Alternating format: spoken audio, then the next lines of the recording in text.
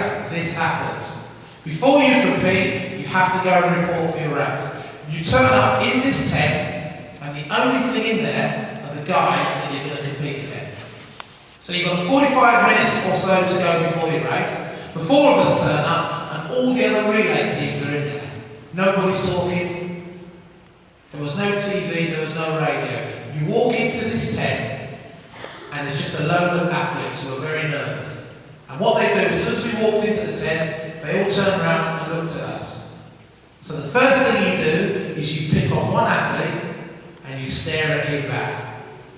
And when I say you stare at him, I mean you eyeball him. And I forgot the athlete who it was for me, and I just went up to him and I just went like that. Just stood in his face, eye to eye.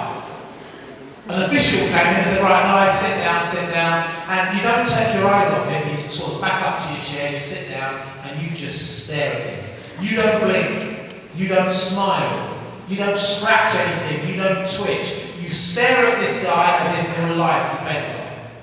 And lucky for me, the guy I was staring at got a bit nervous, and he sort of smiled and looked away.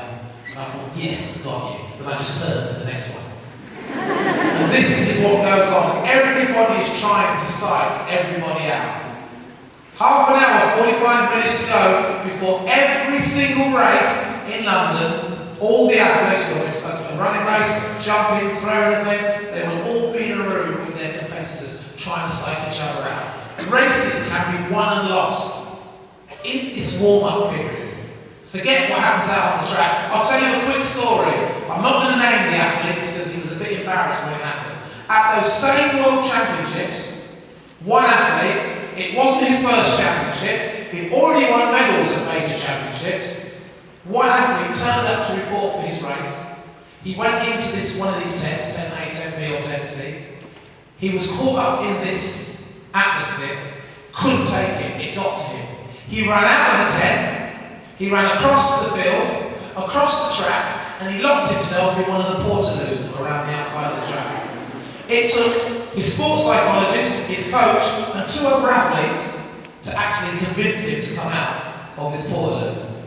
He came out and he didn't compete because he was that nervous. These rooms are the worst place to be. I love competing as an athlete. The one thing I hated was turning up and reporting for a race, for an Olympic or a World Championship final, and being put in a room with the guys you're going to compete against.